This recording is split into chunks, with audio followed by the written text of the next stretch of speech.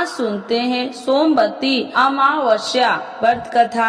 सोमवती अमावस्या पर सुने ये खास कथा, होगी हर मनोकामना पूरी। हिंदू धर्म में सोमवती अमावस्या बेहद खास मानी जाती है। सोमवार के दिन पड़ने वाली अमावस्या को सोमवती अमावस्या कहा जाता है। सोमवती अमावस्या का दिन भगवान शिव को समर्पित होता है।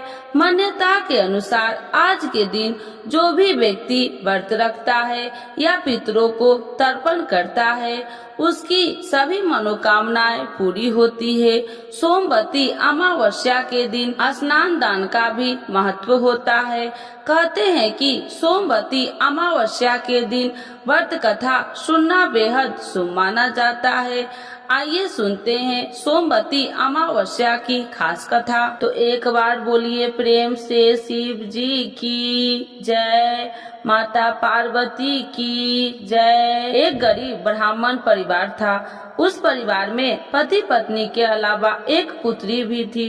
वह पुत्री धीरे धीरे बड़ी होने लगी। उस पुत्री में समय और बढ़ती उम्र में साथ सभी स्त्रियों चित्त गुणों का विकास हो रहा था। वह लड़की सुंदर, संस्कारवान एवं गुणवान थी। गरीब होने के कारण उसका विवाह नहीं हो पा रहा था। एक दिन उस ब्राह्मण के घर एक साधु महाराज पधारे। वो उस कन्या के सेवा भाव से काफी प्रसन्न हुए। कन्या को लंबी आयु का आशीर्वाद देते हुए साधु ने कहा कि इस कन्या के हथेली में विवाह योग्य रेखा नहीं है। तब ब्राह्मण दंपति ने साधु से उपाय पूछा कि कन्या ऐसा क्या करे उसके हाथ में विवाह योग्य बन जाए। साधु ने कुछ देर विचार करने के बाद अपनी अंतर्दृष्टि से ध्यान करके बताया कि कुछ दूरी पर एक गांव में सोना नाम की धोबिन जाति एक महिला अपने बेटे और बहू के साथ रहती है, जो बहुत ही आचार विचार और संस्कार संपन्न तथा पति परायण है। यदि यह कन्या उसकी सेवा करे और वह महिला उसकी शादी में अपने मांग का सिंदूर लगा दे, उसके बाद इस कन्या का विधवा योग मिट जाएगा। साधु ने यह भी बताया कि वह महिला कहीं आती जाती नहीं है। यह बात सुनकर ब्राह्मण ने अपनी बेटी से धोबिन की सेवा करने की बात कही। अलग दिन कन्या प्रातः काल ही उठकर सोना धोबिन के घर जाकर साफ सफाई और अन्य सारे काम करके अपने घर वापस आ जाती। एक दिन सोना धोबिन अपनी बहू से पूछती है कि तुम तो सुबह ही उठकर सारे काम कर लेती हो और पता भी नहीं चलता। बहू ने कहा, माँ जी, मैंने तो सोचा कि आप ही सुबह उठकर सारे काम खुद ही खत्म कर लेते हैं। मैं तो देर से उठती हूँ।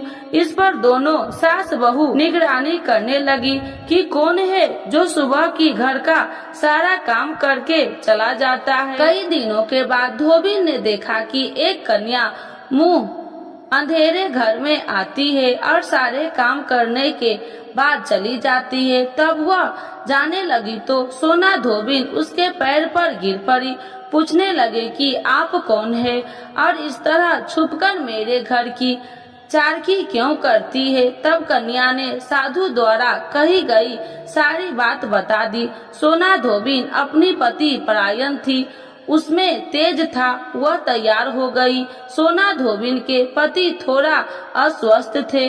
उसने अपनी बहू से अपने लौटने आने तक घर पर ही रहने का कहा। सोना धोबिन ने जैसे ही अपने मांग का सिंदूर उस कन्या की मांग में लगाया, उसका पति मर गया।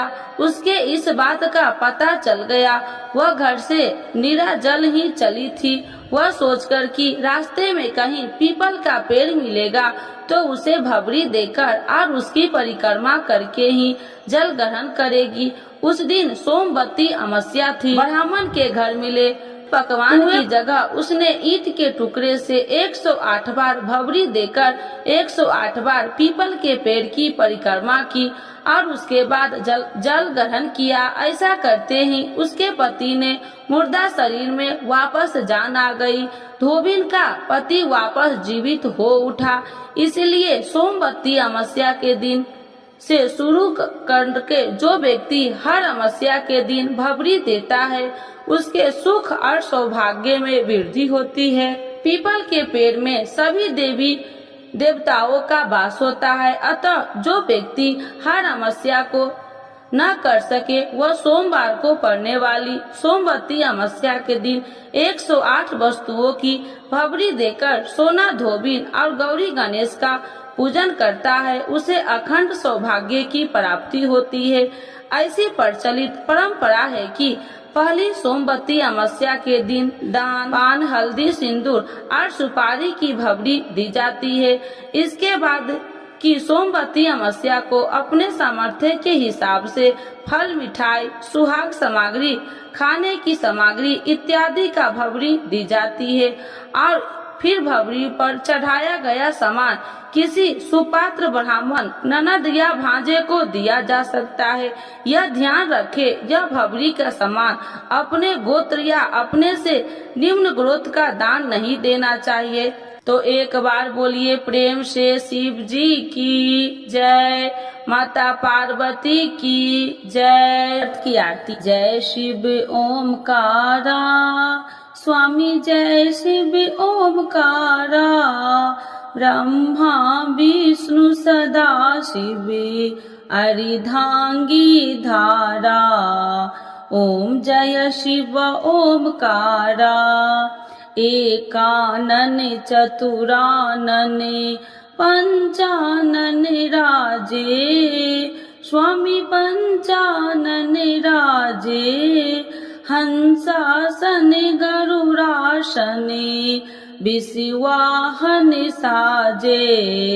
ओम जय शिव ओमकारा, दो भुज चार चतुर्भुज, 10 भुज अति सोहे, स्वामी 10 भुज अति सोहे, त्रिगुण रूप निरखिते, तिरुवन जन मोहे। ओम जय शिव ओमकारा, अच्छी माला बन माला, मुंड माला धारी, स्वामी मुंड माला धारी, त्रिपुरारी कंसारी, करी माला धारी। ओम जय शिव ओमकारा, श्वेतांबर पीतांबर बाघांबर अंगे, स्वामी बाघांबर अंगे, सनिकादिक गरुणादिक भूतादिक संगे। ओम जय शिव ओमकारा, करके माध्य कमंडलू चक्र त्रिशूलधारी, स्वामी चक्र त्रिशूलधारी, सुखिकारी दुखिहारी, जगी पालनकारी। ओम जय शिव ओमकारा, ब्रह्मा विष्णु सदा शिव जानति अविवेका, स्वामी जानति अविवेका, मधुकैटभ दो मारे, सूर्य भयहीन करे। ओम जय शिव ओमकारा, लक्ष्मी व सावित्री पार्वती संगा, स्वामी पार्वती संगा, पार्वती अर्धंगी, शिव लहरी गंगा। ओम जय शिव ओमकारा, पर्वत सोहे पार्वती, शंकर कैलाशा, स्वामी शंकर कैलासा, भांग धतूर का भोजन भस्मी में बसा। ओम जय शिव ओमकारा, जटा में गंगा बहती है, गले मुंडन माला, स्वामी गले मुंडन माला। शेष नाग लिपटावती, ओढ़त मृग छाला। ओम जय शिव ओमकारा, काशी में विराजे विश्वनाथ, नंदी ब्रह्मचारी, स्वामी नंदी ब्रह्मचारी। नित्य उठी दर्शन पावती, महिमा अति भारी। ओम जय शिव ओमकारा, तेरे गुण स्वामी जी की आरती, जो कोई नर गावे, स्वामी जो कोई नर गावे। कहत शिवानंद स्वामी, मन वांछित फल पावे। ओम जय शिव ओमकारा, प्रभु हर शिव ओमकारा। तो एक बार बोलिए प्रेम से भोलेनाथ बाबा की जय, माता पार्वती की जय।